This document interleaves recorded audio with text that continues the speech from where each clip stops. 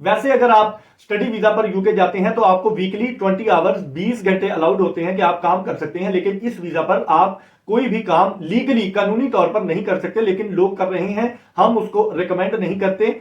आप इस वीजा पर कोई भी काम ओवर टाइम पार्ट टाइम बिल्कुल नहीं कर सकते क्योंकि अलाउड ही नहीं है।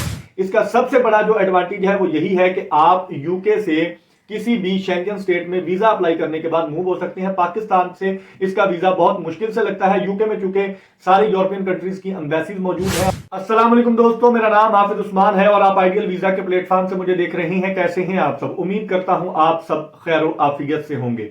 आज हम बात करने जा रहे हैं यूके ई सोल स्टडी वीजा के बारे में। Short term study visa UK का ये होता है। इस पर कौन से लोग एलिजिबल हैं, कौन जा सकता है, कौन नहीं जा सकता, इसकी फीस कितनी है, वीजा फीस कितनी है, कितना आपका टोटल एक्सपेंस आएगा, वीजा रेशो क्या चल रही है, इसके एडवांटेजेस क्या हैं, डिसएडवांटेजेस क्या हैं, सारी मालूमात आपको आज की इस एक वीडियो में यूके ई सोल वीजा के बारे में मिल जाएंगी। अगर आप यूके ई सोल वीजा पर, शॉर्ट टर्म स्टडी वीजा पर यूके जाने का इरादा रखते हैं तो आपसे दरखास्त करूंगा कि ये वीडियो मुकम्मल जरूर देखिए। मैं ये दावा करता हूं कि आपको आज की वीडियो देखने के बाद यूके ई सोल वीजा के बारे में कोई भी क्वेश्चन आपके जहन में बाकी नहीं रहेगा। इन केस कोई सवाल आपका रह भी जाए तो स्क्रीन पर मेरा नंबर शो हो रहा होगा व्हाट्सएप का, आप उस पर आकर मुझे मैसेज करें। मैं जब भी फ्री होऊंगा आपकी क्यूरी का आंसर करने की कोशिश करूंगा।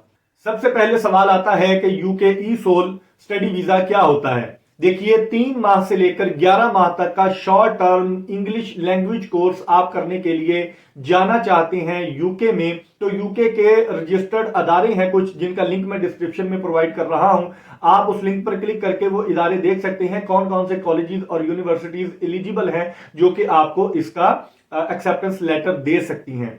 3 माह से लेकर 11 माह तक के शॉर्ट दौरानिए का ये कोर्स होता है। कोई कॉलेज 3 माह का कोर्स ऑफर करता है, कोई 6 माह का, ज्यादा से ज्यादा अगर कोई कॉलेज आपको ऑफर करता है तो वो 11 माह का होता है। और ये बात जहन नशीन कर लीजिए कि जितना आपका कोर्स होगा, मिसाल के तौर पर अगर आपका 6 महीने का कोर्स होगा तो आपको 7 महीने का वीजा इशू किया जाएगा, यानी कि आपके कोर्स से 1 महीने ज्यादा तक का वीजा आपको दिया जाएगा। 1 साल से ज्यादा ये वीजा इशू नहीं किया जाता। 11 माह का अगर आपका ज्यादा से ज्यादा कोर्स है तो आपको 1 साल का वीजा मिलेगा यूके का।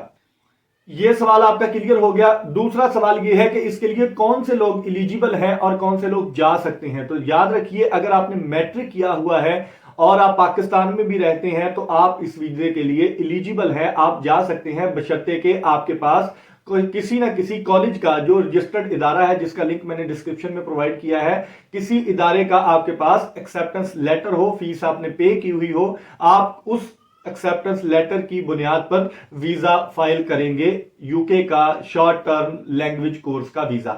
ये बात भी क्लियर होगी। इसके बाद आगे बढ़िए कि इसकी फीस कितनी है और टोटल एक्सपेंस आपका कितना आ जाता है। याद रखिए, यूके ई सोल स्टडी वीजा की जो वीजा फीस है वो 200 पाउंड है। 200 पाउंड में आप इसका वीजा फाइल कर सकते हैं। इसके अलावा कॉलेज की जो फीस है वो इसके अलावा है, वो आप 1000 से 1500 2000 पाउंड तक मैक्सिमम इसकी फीस होती है। मुख्तलिफ कॉलेजेस के दुरानिये के हिसाब से जितने महीने का कोर्स होगा उतनी आपकी फीस होगी। ये वेरी करता है हर कॉलेज पे। उसकी वेबसाइट पर जाकर आप ये सारी फीसेस देख सकते हैं। इसके अलावा यूके का कोई भी स्टडी वीजा, यही नहीं ई सोल ही नहीं, कोई भी स्टडी वीजा अगर आप फाइल करते हैं 776 यूके पाउंड की आपको हेल्थ इंश्योरेंस करवानी पड़ती है। 1500 पाउंड अगर आपकी कॉलेज की फीस है, 200 पाउंड आपकी वीजा फीस है और 800 आपका पाउंड ये वाली फीस हो गई हेल्थ इंश्योरेंस की। तो ये सारी फीसेस मिलाकर तकरीबन 2400-2500 आपका यूके पाउंड का टोटल एक्सपेंस बनता है। इसमें एयर टिकट जाहिर बात है इंक्लूड नहीं है।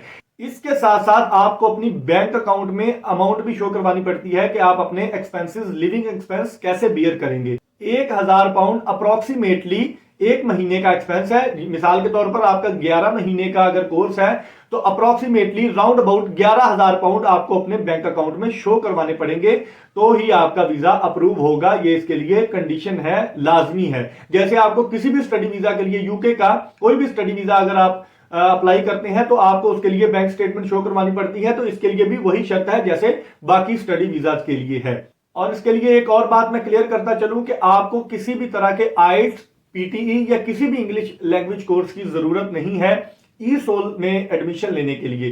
क्यों? इसकी वजह यह है कि आप इंग्लिश लैंग्वेज का कोर्स ही सीखने जा रहे हैं यूके में। ठीक हो गया जनाब।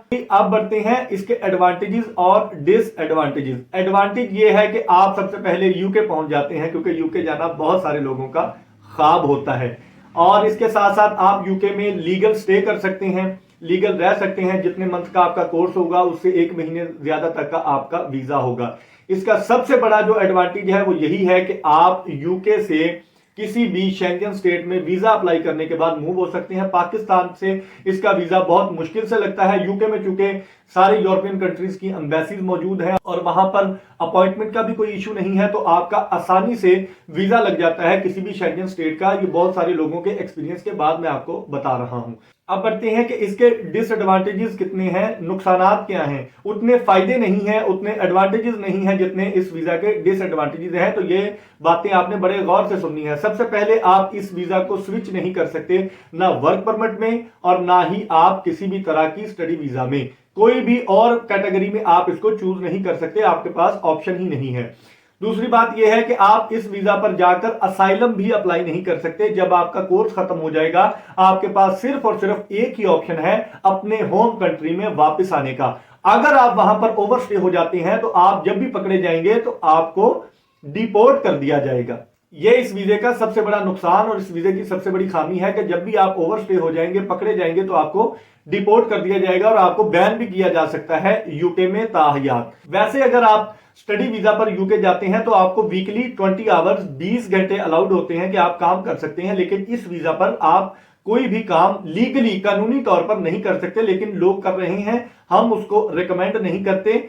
आप इस वीजा पर कोई भी काम ओवर टाइम, पार्ट टाइम बिल्कुल नहीं कर सकते, क्योंकि अलाउड ही नहीं है। ठीक हो गया जनाब। ना वर्क परमिट ले सकते हैं, ना स्टडी वीजा में कन्वर्ट कर सकते हैं, ना असाइलम ले सकते हैं, ना पार्ट टाइम जॉब कर सकते हैं। तो फिर आप क्या कर सकते हैं, आप इस वीजे को अवॉइड कर सकते हैं। मेरी सजेशन यही है कि अगर आपके पास इतने पैसे हैं, इन वीजाज के लिए वो लोग अप्लाई करते हैं जिनके पास खुला पैसा है, क्योंकि इतने पैसों में 15 से 20 लाख इसका टोटल एक्सपेंस है। इतने पैसों में आपके पास और बहुत सारी ऑप्शंस हैं। मलेशिया को कंसीडर कर सकते हैं, रशिया को कंसीडर कर सकते हैं, मोल्दोवा को कंसीडर कर सकते हैं, और बहुत सारी कंट्रीज हैं जिनमें आप इतने पैसों में बैचलर की डिग्री में इनरोल होके जा सकते हैं। तो उम्मीद करता हूं आपको आज की इस वीडियो में सारी मालूमात मैंने प्रोवाइड कर दी है, आपको समझ आ गई होगी। अगर आपको फिर भी कोई बात समझ नहीं आई तो आप मेरे व्हाट्सएप पर मैसेज करके अपना सवाल छोड़ दिया करें, मैं आपको जैसे ही फ्री होऊंगा आपको रिप्लाई कर दूंगा। तो उम्मीद करता हूं आपको आज की वीडियो पसंद आई होगी। कल तक की वीडियो के लिए अपने मेजबान